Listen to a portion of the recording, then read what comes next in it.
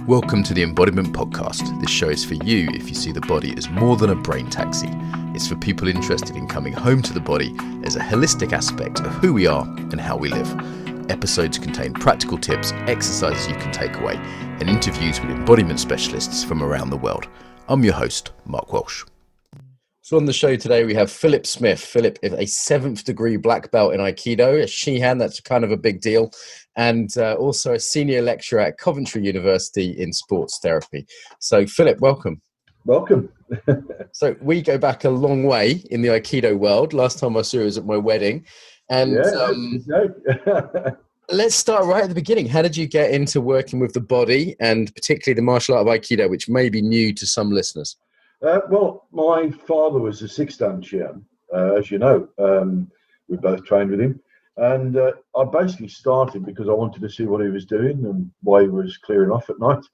And when I was about 10, and so he took me along and I was hooked, really. And that's about it, really. No big plan or anything like that. It was just how it happened. And for those that haven't come across it before, what is aikido? Well, it's a martial art. It sometimes seems like it's a very broad church and it's all things to all men, but it's based on circular body movement and non-confrontation.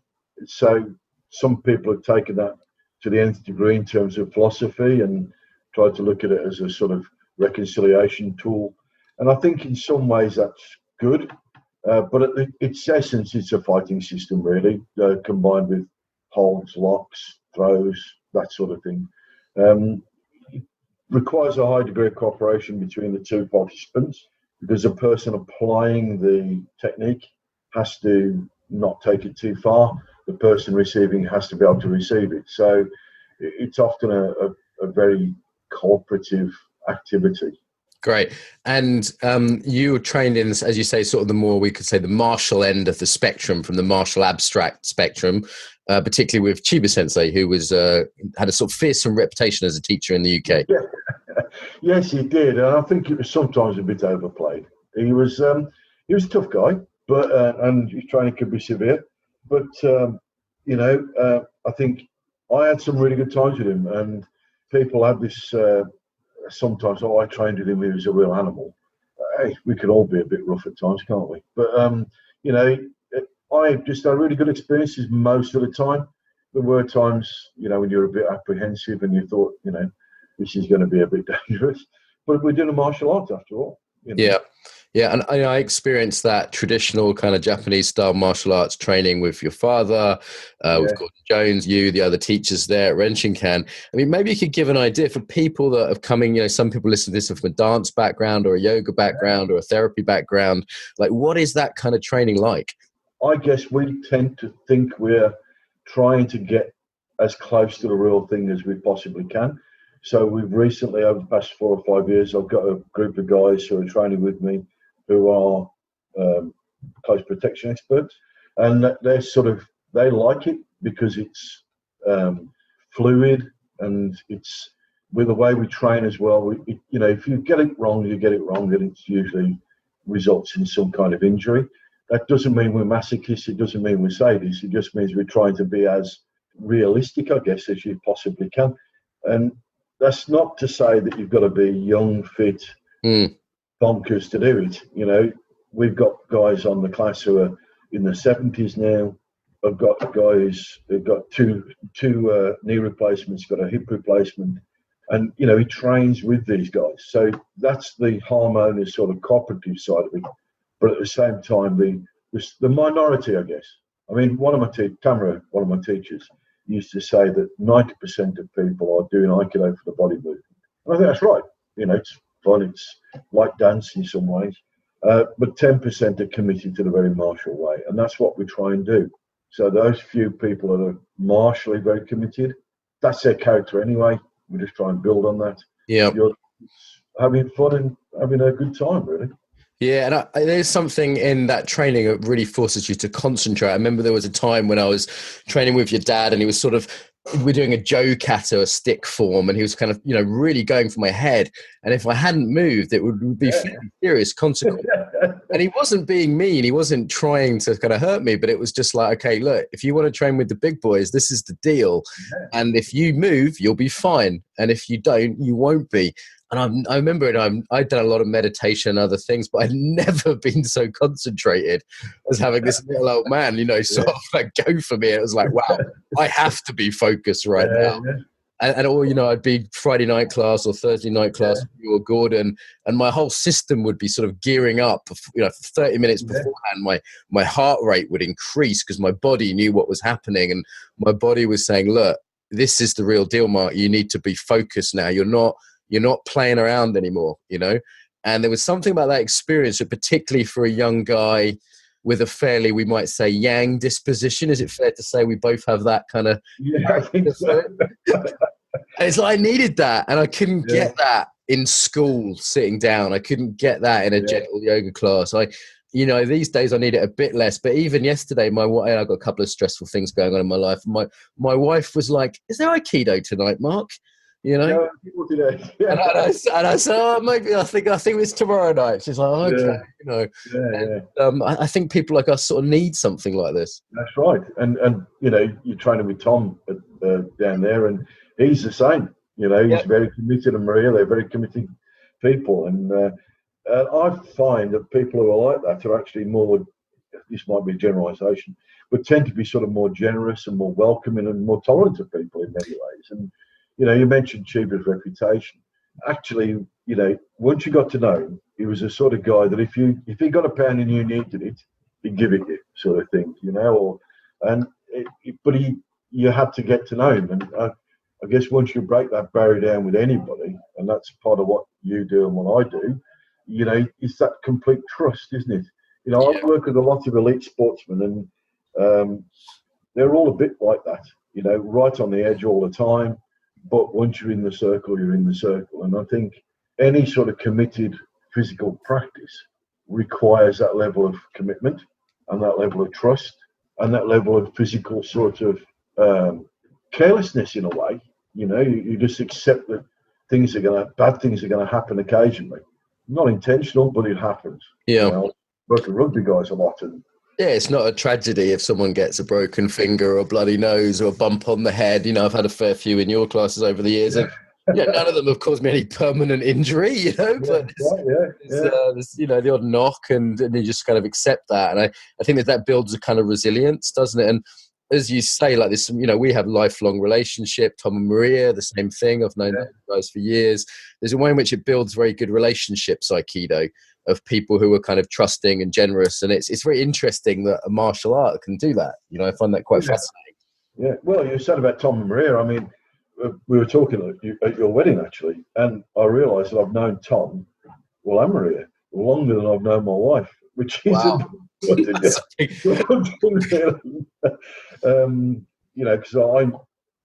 probably since I was about 18 or 19, and I'm 60 next year, so that's a lifelong relationship, as you say.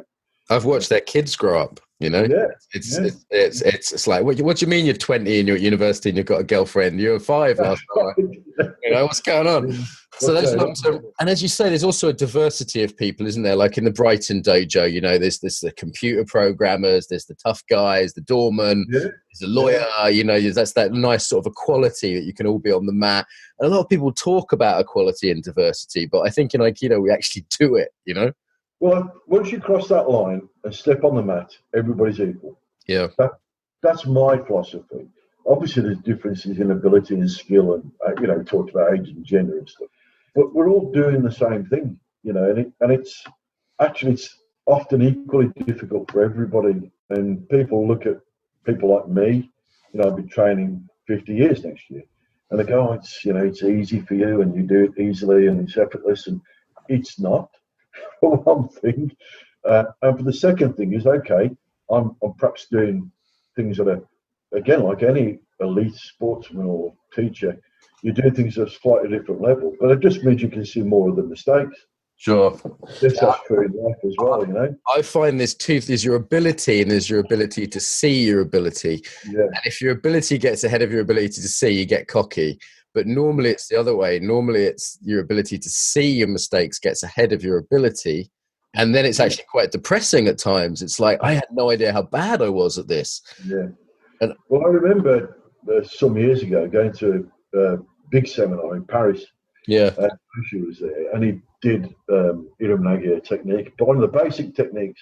And you know Mark Baines well, you know, one of my best friends. And I turned to Mark and just said, I've been doing this for 30 years and I still can't do Iram, you know, what's going on? And you sort of, as you say, it can be depressing, but it can also be a spur towards development. And I find that in my job, you know, one of the things with students, as they get to the final, sort of just before graduation, they're almost clinicians. And some of them think, I'm not ready for this. I'm not ready to treat people. I'm not ready to go into the big wide world, you know. And actually, they're the better ones. Yeah, I have the same with yoga teachers. The ones that think they're ready are the ones I worry about, and the ones that are a little. We've got a couple of Russian students at the moment. They're a little bit like, Mark, I'm not quite sure. Should we, you know? And I'm like, okay, great. You're cautious. You're not going to be doing anything stupid. You're going to be taking care of people. It's the ones that come for 4 days, and they're like, you know, now I'm qualified. And from a martial arts point of view, it's quite, you know, amazing to me that, you know, in yoga you can qualify in 30 days. You can become a yoga teacher. I mean, I wasn't teaching Aikido for 10 years of practice, and that took 3 years pretty much full time, you know, and I'm still a bit embarrassed if I had to take the kids class at Renshinkan for the day. And I'm thinking, I've only done 10 years of training, you know? But I can't teach the kids class, you know, and so that level of sort of lifelong learning, which in the martial arts is very much a given, isn't always a given in other arts, I've noticed, you know, or other things. And as you say, it's the students that come with the humility around that in anything that I think do well. Yes, I agree. And you know, we professionally, we have this continued professional development requirement. So we have to do at least 25 hours a year of training of some kind. And it's the ones who say, well, why do I need to do that? But I worry, as you say, I worry about it, because like with anything, and it's true of martial arts as well, things change over time. And I've seen a massive change in both my profession and my hobby over the past sort of 20 years, really. I mean, early Aikido can look quite crude compared to what people are doing now in some ways, can't it? And it's like things do develop. We'll come back to Aikido, but let's talk a little bit about the other side of your work. So you were a trained, so as well as sort of beating people up, you put them back together again, don't you? like you're a trained physiotherapist as well. That's right, yeah. So I qualified just over 30 years ago. And I guess it was the two partly go together, because I was getting injured. So I was getting free treatment then if I worked in the NHS. So, and that developed over the years. I had my own practice, worked for myself. Had a few bad business deals and went into lecturing one way or another. And so it's been a progression over that 30 years of changes in attitude, I guess. You know, from very much being an employee and being told what to do, to being in charge of my own destiny to a certain extent, and now sort of trying to teach other people, but still having that diktat of we do it this way, we do it this way, you know, sort of regulation. So it's an interesting take on things over the years. And it's interesting to me that martial arts and healing arts do often go together traditionally, as I understand it. You know, the Chinese doctor was also the sort of Chinese martial artist. And there's a tradition. And I went through a stage of having a lot of injuries. I kept pulling my hamstrings for some reason. And I started looking at my posture, and I started learning about massage and about herbs and different treatments you could get, and just that a necessity. But I actually came away from that 1 year period of having constantly injured legs with a really rich knowledge. And, you know, now it's really nice to be able to give my wife a bit of body work or include that in a yoga course. Or it's not a sort of accident that those two things often go together. In a way, it's one of the sad things about people doing martial arts part-time, that you don't have time to do that, address that aspect of it. So, you know, like yours, I was sort of virtually full-time Aikido for a bit. And we did a lot of, with both Chiba and Kanetsuka, I did a lot of sort of remedial exercise work, as well as the Aikido. And then when I went into physio, obviously that sort of became the dominant feature of my lifestyle. but it was very, and with what I do now, it's very exercise based. So it's quite interesting. It's very similar to, you're doing a lot of embodiment with yoga. We're a sports therapist. We do a lot of remedial exercise, postural work, stretching work, and that sort of thing, and looking at whole body systems, how they work together. So things like balance, strength, range of motion, all work together to create a functional human being, really. And that's what we're after. Yeah, and it's interesting that sports people now are often cross training and doing things from elsewhere. There's usually some sort of amusing article about someone doing ballet who's a boxer, but this behind the headlines there's actually something in there, isn't there, of people looking for a sort of balance. Yeah, I mean, ballet. You mentioned ballet dancers, and when I had my practice, I used to treat a few dancers, and they work incredibly hard. They're incredibly fit, and they also get injured a lot. Yeah. So they try to sort of maintain the system as much as possible, and that's what everybody should be doing, really. So in terms of balance and what we call proprioception, joint sense, and body awareness, in some ways they're the guys to go to. Yeah, and I've worked with quite a lot of dancers as well. Where I was teaching embodied yoga in a dance school, one of the main dance schools actually in London the other day, and first of all, they train like demons. I mean, I'd say more severe than martial artists. Yes, I'd agree. Like really hardcore training with it, and their diet is very strict, and any kind of contemporary ballet or modern dancer, and they're so competitive, and also they, in some ways, quite disembodied because they're pushing themselves so hard, and they can't be seen even to be injured. So some of them are doing sort of physio in secret sometimes, even because of the pressure on them. Well, I think that's true. I had I won't mention the team, but I had at one time a professional football team, soccer team, changed their physio, and then I had a whole bunch of guys from the first team that came to see me on the slide because they weren't that impressed with the physio. Yeah, last that long, but and you sort of thought, well, these guys have got a professional setup, professional support, but actually they're also still seeking, help outside. And that was partly because they didn't want to be seen not to be able to play. Yeah, that's a big thing. They need to perform. And if they don't, somebody's always ready to take the place. That competitiveness. I mean, first of all, there's an interesting set of tensions, isn't there, between the professionals or the full-time and the kind of more amateurs. Like most Aikido in the UK, most martial arts, generally most yoga, I would say even, is not professional. There's very few professional Aikido teachers here, way more in the France because the government sponsorship, and way more in the US just because the economy. And there are professional yoga teachers, but I'd still say most yoga teachers are doing it like the guy I went to last night. He's doing 3 classes a week, evenings after his day job. That's pretty normal, And on the one hand, the amateurs don't have all this pressure, but on the other hand, as you say, they might not have time to learn the philosophy, the meditation, all the other physical exercises that go with it. I mean, I'm really glad I had that few years before I had a job and a wife, and where I could really devote myself to it, just do it all the time. And there was something about, I'd be in the dojo and it'd be your class, and it'd be my 3rd class that day. And someone else would come in at the end of a work week and then have a very different attitude. Yeah, of course. It's like I was living in my Aikido gi. Well, I had an interesting sort of conversation many years ago with Shirata Sensei, who was one of the original students of A-Sensei in the 1930s. And he said, he was an insurance salesman, and he said you should never be full-time Aikido when you're older. Right. It's okay when you're sort of in your 20s, like you were or I was, because then you can just concentrate on that. But if you keep doing that, you lose your perspective on life. Yeah, and you don't see the bigger picture. And I think that's true. I've seen of some professional martial artists, not just in Aikido, but I've worked with karate guys, and the world just revolves around that, and they don't understand the pressures of having a job and that. And so I think it's very difficult sometimes, and it's true of all competitive sportsmen. Like I said, I work a lot with elite rugby players now, more so than other sports. Most of them are not married. Most of them are just, certainly when they start their career, very committed to it. They train every day. They live, eat and breathe training sort of thing.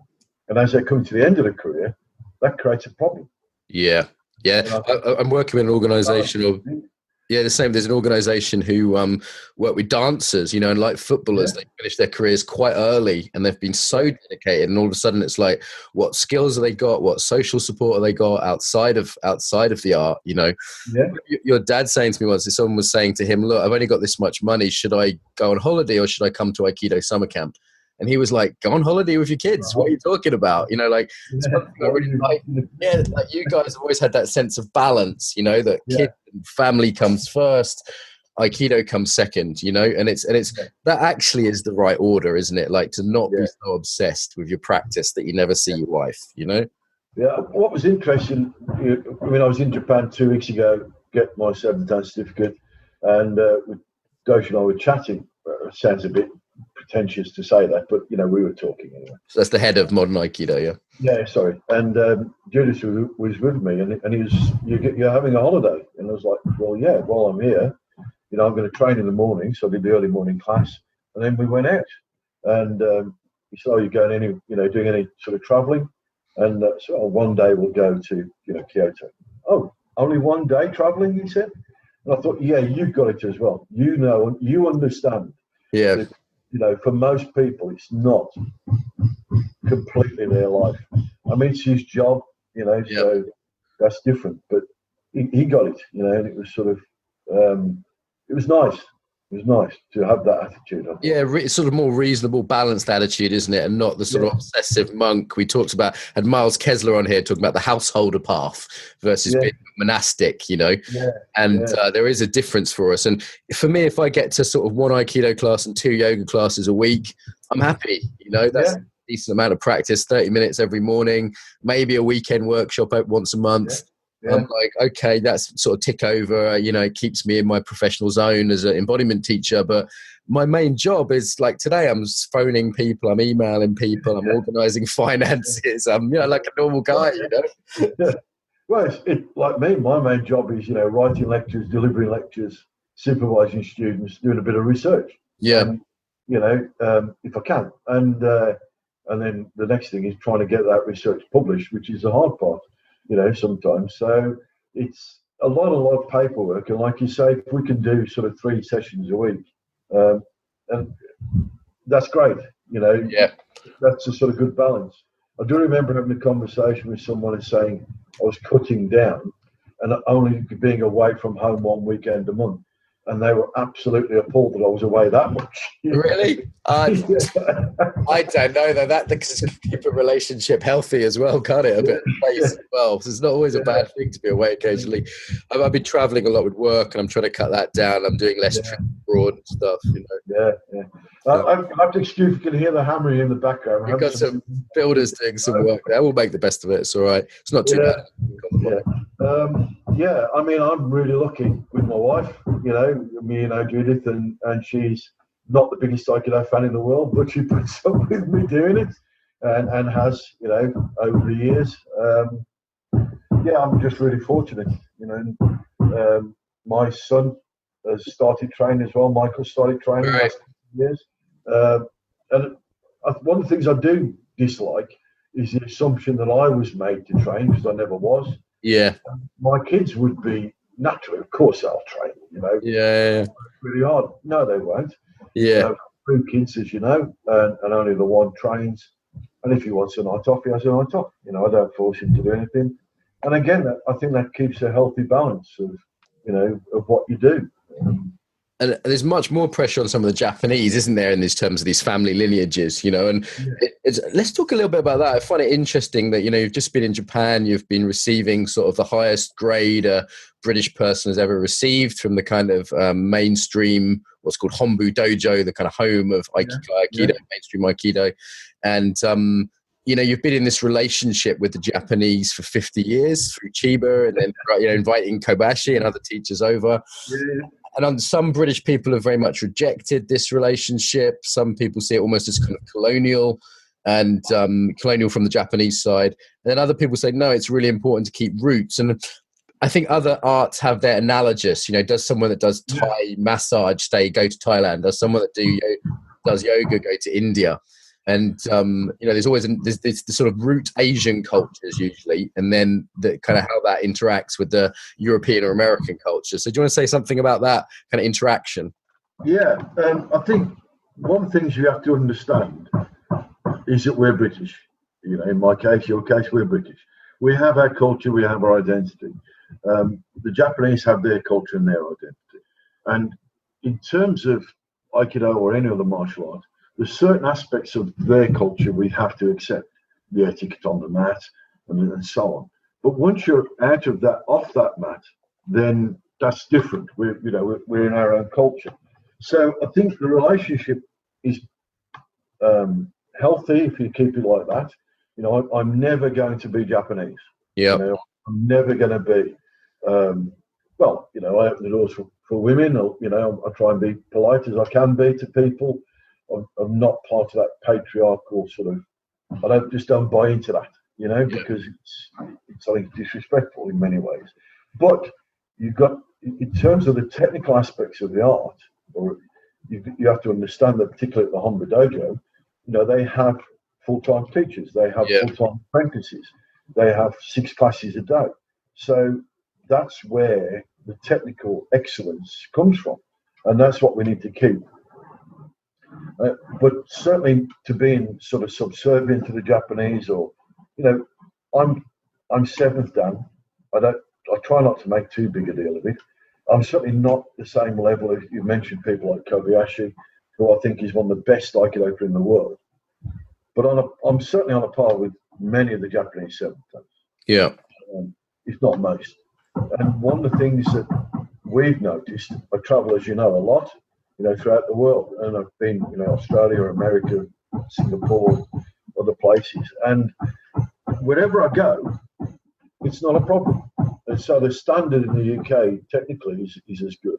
And wherever I go, I'm not going as a sort of quasi or fake Japanese teacher. I'm going as a Philip Smith who happens to do Aikido. Yeah, and it's interesting that some places do have very high quality Aikido, particularly the United States, particularly France. There's a few countries I've been to that you can go to a mat in France and it's just full of very, very strong Aikido. Yeah. And it's interesting, we're getting to a point now where there has been Aikido for 50 years and there are people like you who have been training their whole life.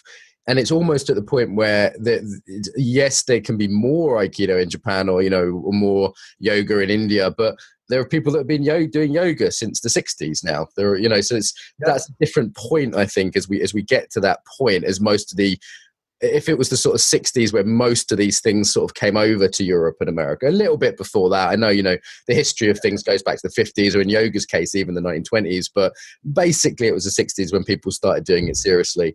Yeah, that's a unique point. And as you say, there's two extremes, isn't there? On the one hand, there's the sort of idolizing of the Japanese or the Indians or the Thais or whoever. And on the other hand, there's the sort of disrespectful, just sort of dismissing it and saying, well, we don't need that at all. And I was making a joke, actually, something fun happened just in the weekend. I had all the EYP senior teachers in there. And I said, look, we're not Indian. We don't need to pretend to be. And then I realized that one of the teachers is Mr. Mayan Patel, who is actually half. I was like, sorry, man, didn't mean you, mate. And so it's that sort of realizing, like, this comes from a tradition. And it's really, I study Indian, I study Sanskrit and I study Indian sort of classics, but also to say, look, I'm not doing exactly that because that's cool. I mean, I remember you talk about amusing things like that. Obviously, Dad and I used to be at the dojo together, and once I crossed the line off the mat, he was Dad, of course. And someone said that I was being disrespectful because I didn't call him Sansi all the time we were in the dojo. Exactly, that was our reaction from both of us. And once we'd actually stopped laughing, we sort of put him right. Yeah. Okay. Cheers. Yeah. So so it was a sort of I thought, well, what is this guy on? You know, what's he trying to do? Yeah, I mean, I've even heard English people put on Japanese accents or think they have to dress Japanese. You know, it's a bit odd. And as you say, like another thing there is managing multiple relationships. So it's like on the mat, you're senior to me, you're sensei. I'm totally okay with that. But if you're at my wedding, you're a friend, you're a guest. You know, it's and I've seen, you know, business partners, romantic partners. It's like all these different relationships that can exist. And I think it's quite healthy when, for example, an aikido organization puts the top senior sensei in charge of the finances, for example. That's not, or in charge of the whole organization politically. That's not necessarily a smart move. No. In the UK, United Kingdom Aikido, when we started it, we deliberately had Dad as a sort of head, the technical head, and a guy named Eric Hudson was the chairman. I happened to be the secretary because nobody else would take it on. And I got rid of it as soon as I could to a guy named Alan Roberts. Now, Eric and Alan were not senior teachers. In fact, they weren't teachers at all. Yeah. But they were really good at what they did. And the advantage of that was that you spoke to the chairman, who then spoke to the principal and the senior teachers if need be. And there was that mutual respect of, well, if he's got a concern, he can go there without it affecting the way you practice. Because if it needed to be anonymous, it was anonymous or whatever. And I think if you get too much power in any organisation, invested in one person, power corrupts and absolute power corrupts absolutely, to coin a phrase. And in a small way, that's what happens. You get people who build empires. Little empires. I always co-teach on, say, EFC, one of our main courses, to avoid that as well. And then we have a course manager who's responsible for all the finances, totally separate from me. I get paid away from her. And those separations, we have someone else who's in charge of the sort of room and doing the practicalities there. And what she says goes when it comes to kind of her side of things. And she picks her own staff. I don't get to interfere with that. And it's that sort of division of things, as you say, like, dictatorships don't end well because there isn't feedback, and we see that politically, right? Like Saddam Hussein or whoever it is, they're always going to end up crazy. They're always going to end up abusive because they've got the Kim Jong or whoever. They've got no checks and balances yet. Somehow, when it comes to yoga or martial arts or any of these things that people do, we throw away all our normal principles that came from the Enlightenment, and like you guys do things democratically, right? You actually have votes on things. How few organizations that are in yoga or martial arts do that? And it's very weird, actually, because that's what our whole culture's been based on in Western civilization. That's right. It's sad. I've seen over the past 4 or 5 years several martial arts aikido organizations in particular where the head man has sadly died. People who are good friends of mine, and it's all gone to pieces. Yeah. And because no one else knew what to do. Now, when Dad died, there was a clear, not succession as such, there was in terms of the technical sort of direction, but then we made collective decisions, like you said, in terms of running the organisation. Now, that, in fact, this is a good sort of time to raise it because we're just doing that again now. Nobody's died yet, but, we're sort of handing on to the next group of people. And in fact, I'm going to a meeting tomorrow night where we're doing exactly that. So there'll be a whole bunch of people telling us what to do. So, at Wrenching Can level, we have a new treasurer. Yeah, that's your club, yeah.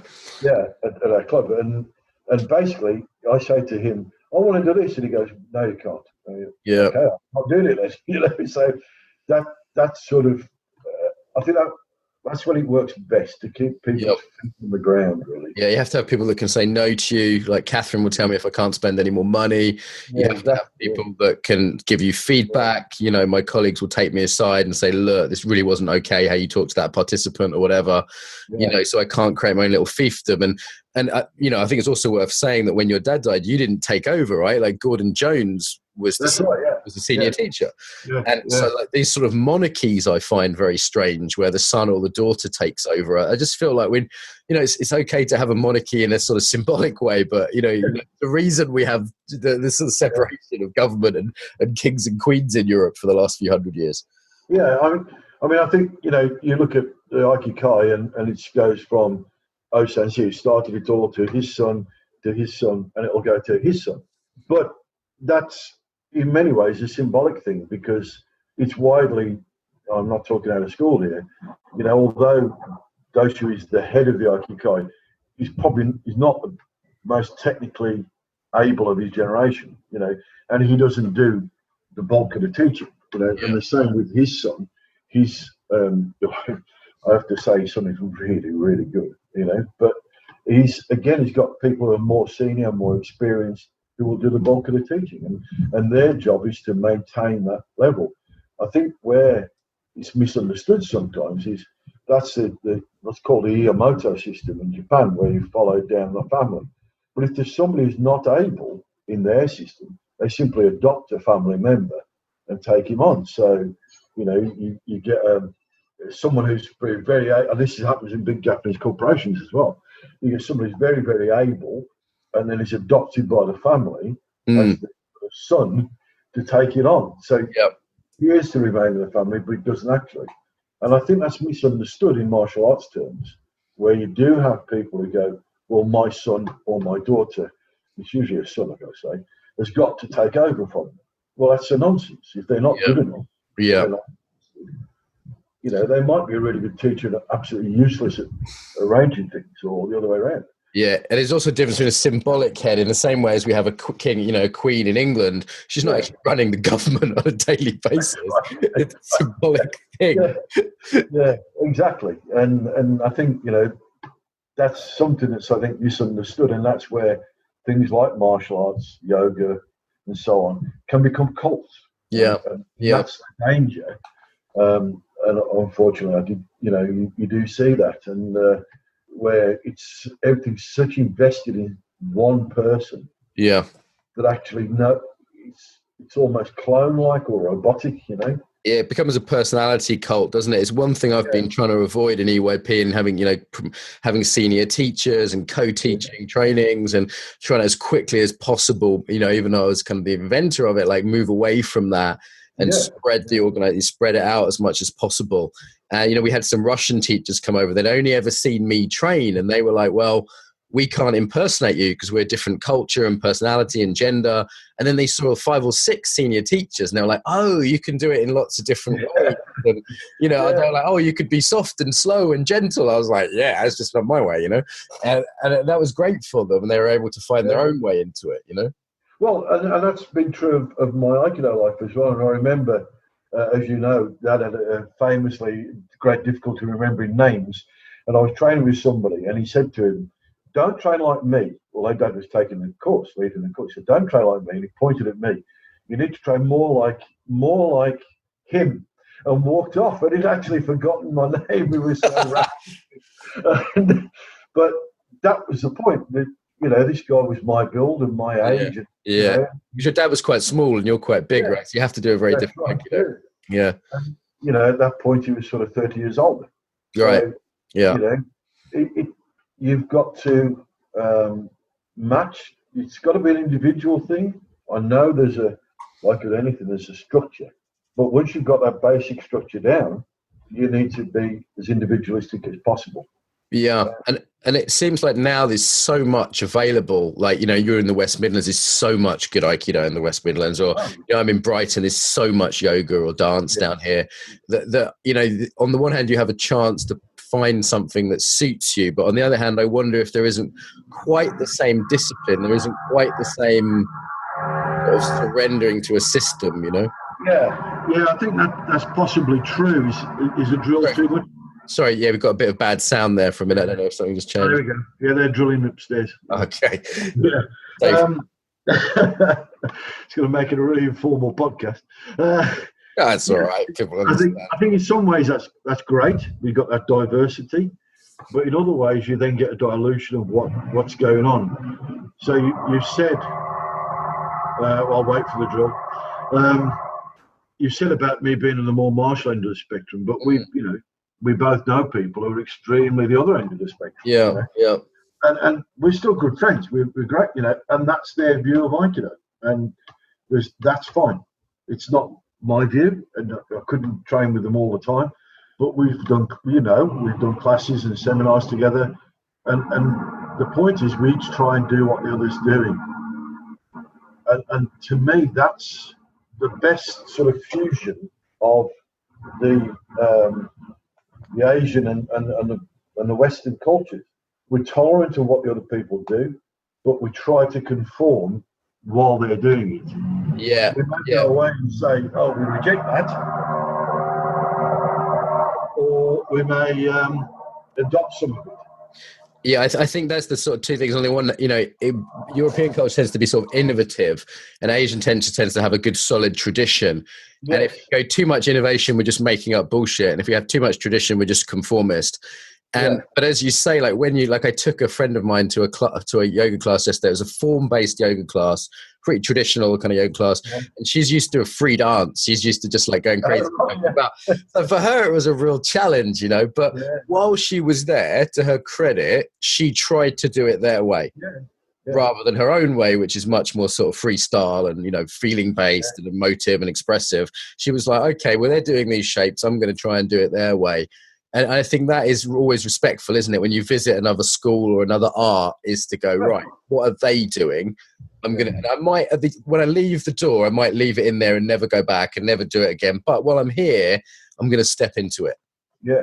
And I think we're unusual in our dojo in that, we will try and innovate. We will try new things. And, I remember being on a class not so long ago with Gordon, and he was teaching the class, and he sort of started something, and he went, "I'm not really sure where I'm going with this, but let's see where we end up." And you don't find many martial arts teachers actually doing that.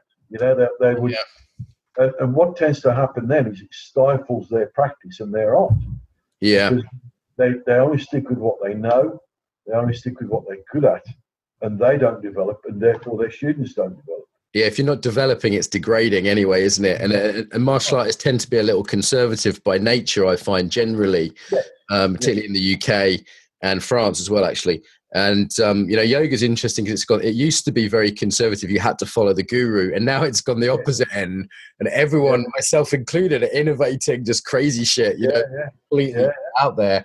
And there's got to be some sort of healthy middle ground, I think so. For me, the healthy middle ground is that you respect the form, but and one of the things that Doshi has said to me over the years, the symbol for the aikido is a tree, and I think this could relate to a lot of disciplines.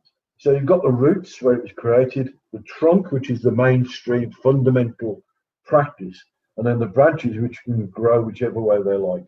But as long as they're still connected to the trunk and the roots, it makes sense. It's when you start trying to break that connection that actually things go wrong. Yeah. And I think that's one of the reasons why I'm so keen on remaining connected to the Hombu and people throughout the world. So like I said, as I've trained, in lots of places, and it's important, I think, to keep that contact, to keep in touch with the branches, if you like, but also very much that connection with the trunk and the roots. Yeah. And just one thing we're interested in on this podcast is culture, because one thing on the podcast I've tried to get people on who aren't, an embodiment is mostly Americans in the kind of yoga world. And I've tried to get people on from different Eastern Europe and, Northern Europe, Scandinavians, Eastern Europeans. And you've done Aikido in a few different places, haven't you? Like Serbia and Australia. Yeah. Do you come across any of those sort of cultural differences? I mean, on one level, I know Aikidoka are all human, but do you see any of those cultural differences? Yeah, I mean, I think, it's very easy to drop into the stereotypes, but they're often true, They're grounded in some reality, right? Yeah, they're grounded in some reality, and certainly I was challenged more in places like Serbia than anywhere else. Yeah. Can you make this work? Yeah, practical, pragmatic. And most of them were very strong guys. Yeah. But once you break that barrier down, it works, or you do something that works. Yeah. And it's okay. Let's see where we go with this. And whereas America and Australia, they're a bit more sort of easygoing with the right phrase, maybe. Yeah. Let's see where we go with this, and from the beginning. So less challenging, perhaps. in France, I find there's a very aesthetic aikido out there. I mean, Yeah. look at Tissier, it's just beautiful. It's just beautiful aesthetic aikido, and it's like, are you even sweating? You know? Yeah. And I think that's not an issue for me, but I think we have to be careful that presentation doesn't lead down a route of being not very martial. Yeah, you know. I mean, Tissier is martial. He's the real deal, right? And I think there is an aesthetic byproduct of efficient movement. So anything efficient is going to look beautiful. You see this in sports too, right? Yeah. Because it's efficient, it's fluid, it's relaxed. You know, that's beautiful to watch. But if you go for the beauty, that doesn't necessarily make it efficient. So the cause and effect relationship is quite clear in that. That's right. And you know, you look at someone like Roger Federer playing tennis. He's beautiful to watch. Yeah. But it's pretty good as well, isn't it? You know? Not bad. Yeah. So, you know, as you say, you've got to have that marriage between the two, really. And you know, sometimes I think you can look at martial arts in particular and think they're pretty crude, as you said, or they're beautiful. They should crude and effective, or beautiful and not effective. Actually, they should be beautiful and effective, I think. Yeah. Some of us struggle with the beauty side of it, but there we go. Well, to me, there's three things, isn't there? There's the good, the true, and the beautiful. The sort of three classical domains of learning. And you know, for me, good aikido is like no one's getting hurt. It looks nice and it works, and that's what makes aikido so difficult. Is trying to combine those things. I guess in yoga would be, you know, again ethically, you know, you're not hurting your body, your own body in that sense. It looks good, but also it's got some functional benefit for you. That might be the sort of yoga equivalent. Yeah, and I think with aikido, although people look at the instructor and the person throwing, actually the most important person is the one receiving the technique, because by their skill is they're maintaining their health. Yeah, they're not getting injured, and they're allowing the instructor to express themselves. That's the difficult bit, isn't it? In a way, I spent a year just doing taking falls, doing that side, because I was training. Pietro and I were doing the 3,000 Aikido run for our 30th birthday. It's nearly 10 years ago. Remember that? You came down and threw me around, and you know, it was a fascinating few months of, actually it wasn't years, about 6 months of just doing falls, and I learned so much. My movement got beautiful, and I got super fit.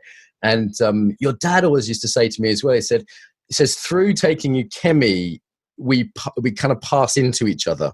Yes. There's a certain lineage which is not just a technical skill, like from being thrown around by your dad, or, you know, from Gordon Jones, whatever. It's like something passes into you, which I don't want to get too esoteric about this, but there is a certain sort of transmission that happens through that process. Well, we noticed this when we were at the Ike Extensions, didn't we? And I called you up. And I mean, we hadn't trained together for what? 3 years, 4 years? Yeah, a while, yeah. It was bang, there we were, back into it. And it because that connection never leaves you. It doesn't matter how long you're apart, and this sounds a bit, like you say, esoteric, or this does sound a bit sort of off the wall, I think, but it never leaves you. And certainly, you know, although I didn't, in these latter years, I didn't train with Chiba Sensei much at all, and certainly didn't see him for about 3 years at one stage. We went on the mat together, and it was as if we'd never been apart. And it was sort of, that connection was very strong. Yeah. I wonder if that's why Aikido will, you know, do things for each other or help each other's kids or whatever, because there was a moment, there's a deeper sort of connection that happens between you, isn't it, through that practice? Yeah. You know, I think it's very beautiful, and I haven't seen that in other arts quite to the same degree. You know, I'm curious sort of why that happens in this art in particular. Professional sports people, is there anything that you've sort of learned working with the other arts as well? We talked a lot about Aikido, but you've worked with rugby players, football players, cricketers, but really high end, right? Like really top level. There actually, there's a lot of similarities. You know, we're quite obsessive, quite driven, you know, very focused on what they're doing, very short term in some ways. The next match is the most important, the next event is the most important, the next practice is the most important. But I think the differences are that they're often, sports people are, although they're not less competitive, I believe Aikido people are very competitive, actually. Secretly they are. It's interesting. It's why I loved it when I did some jiu-jitsu for a year. Finally, I'm allowed to compete. That's a real relief to get out of my system.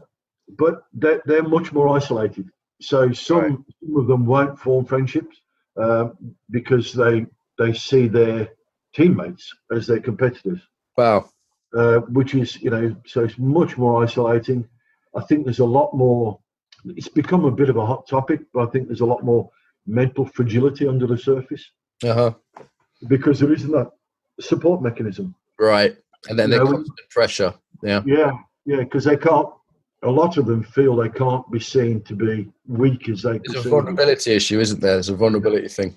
Yeah. Like if you get injured in Aikido, say I'm injured today, maybe watch the practice, maybe have a beer afterwards with people. You're not worried about your career, That's right. But if you're an injured rugby player who can't play, and the guy who subs for you does really well, getting your place back. You get, and we've seen this with the England soccer team now, and they're playing in 2 friendlies this week.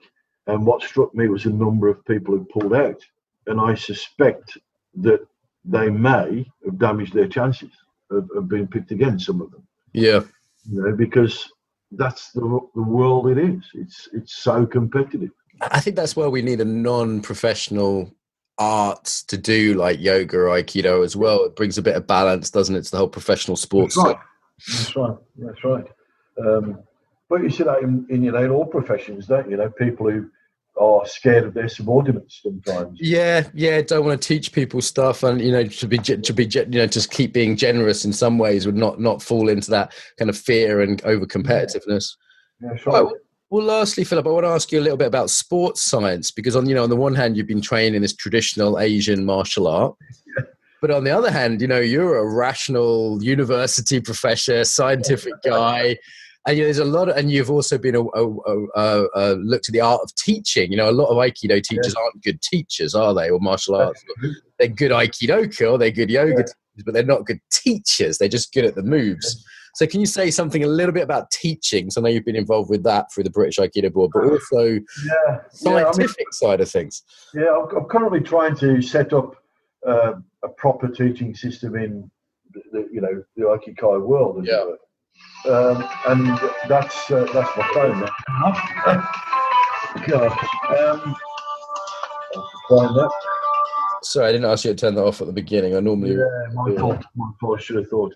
And I think people are often resistant to the idea of actually being trained to teach. Yeah. But if it was if it was a kid's school teacher, their first question would be, what training have you had? Yeah, right. Like you wouldn't so teaching is a skill in itself. I'm really into teaching as an art. My family are teachers, but it's not something that's a given just because you're technically good, right?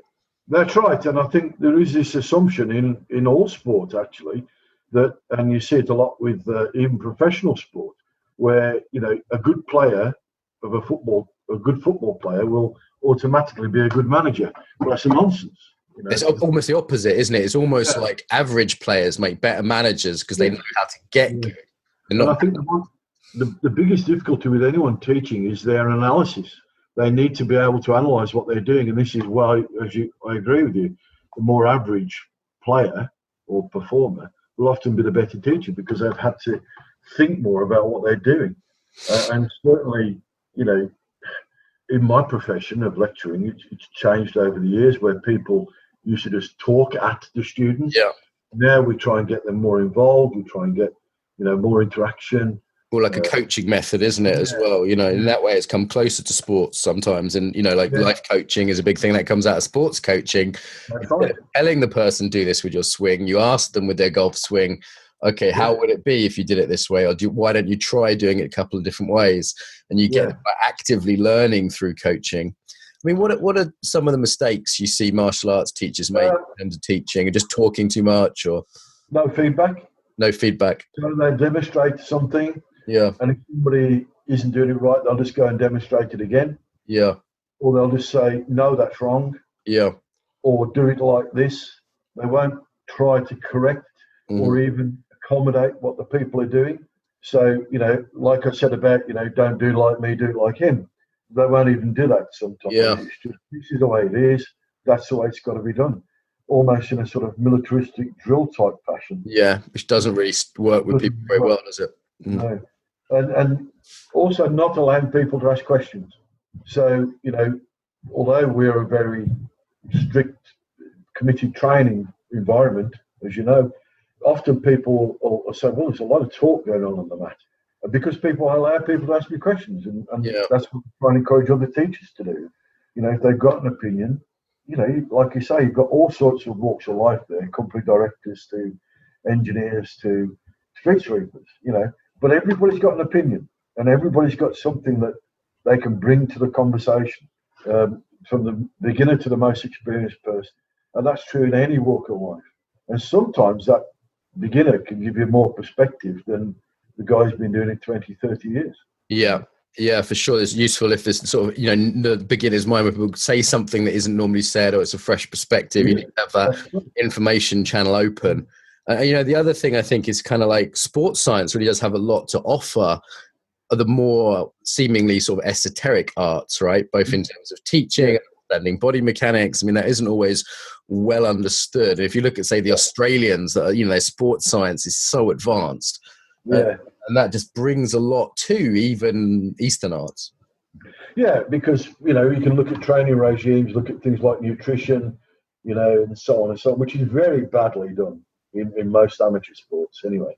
But, particularly in the martial arts, it's just really badly done. And, body mechanics, as you say, surprisingly, for such a sort of physical training method, is really poorly understood, I think.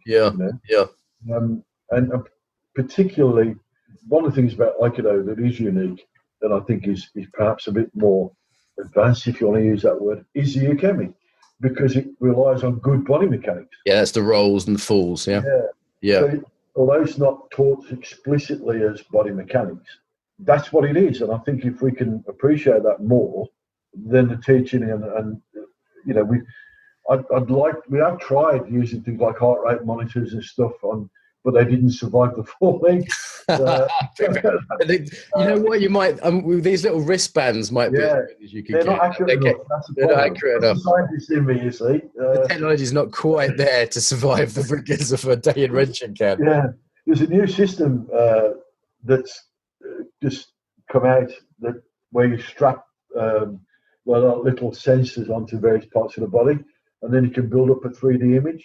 And I'm sort of exploring that at the moment, sort of see if we can, if I can get hold of one and try and look at it in terms of aikido, and then try and work out the body mechanics through that. I've been doing some work with mental health nurses as well, because they have restraint and self-defense training. Okay. So what I've done, it's stalled a bit at the moment, but part of my research has been to see how people who are untrained react to being attacked. And actually, the movements are very similar to aikido movements, which is interesting. The hand raising, right? The hand raising, and stepping back, and just how people move the hips is often quite similar. So I'm sort of looking at see if there's something we can do there, making the training easier. Yeah, because the closer it is to a natural reaction, an untrained reaction, the kind of easier it is to train, right? That's right. Yeah, and at the moment the requirement for training is 1 afternoon a year. Wow. So if we can make it more naturalistic, quicker, and easier to do that, hopefully people can practice that throughout the year rather than just doing their one bit of training a year. They come back to their one bit of training. Yeah. Philip, we do need to wrap up just in terms of time. I've got another interview booked in. I could chat about this stuff with you for ages. It's been a real pleasure as always. I've got your 50th anniversary in my schedule, so brilliant. Terrifyingly, I'll have to get in shape to come back up to Red.